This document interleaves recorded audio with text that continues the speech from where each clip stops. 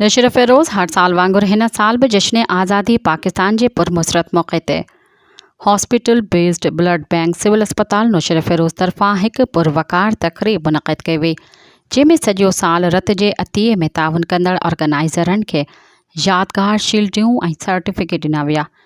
इन मौक़े ते EMS doctor Badruddin Abro, doctor Syed Mukhtiar Ali Shah, manager regional north regional blood centre Shaheed Benazirabad ग़ुलाम अकबर नारेजो ऐं समाजी अॻवान एजाज़ ममनाई ख़िताब कंदे चयो त हिन अज़ीम मौक़े ते रब पाक खां वतन अज़ीज़ जे अमन, सलामती ऐं तरक़ी लाइ दुआ कयूं आहियूं।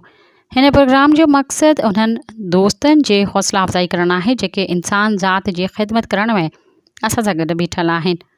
अॻवाननि चयो त इन्हनि समाजी अॻवाननि जे ताउन सां डायलिसिस ऐं थैलेसीमिया जे मरीज़नि खे रत मिले थो। उमेद त अॻिते बि ईअं ई ताउन जारी रहंदो।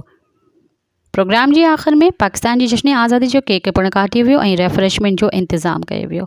सब्सक्राइब कयो अवामी न्यूज़ HD खे ऐं ताज़ा तरीन ख़बरुनि लाइ ॾिसंदा रहो अवामी न्यूज़ HD।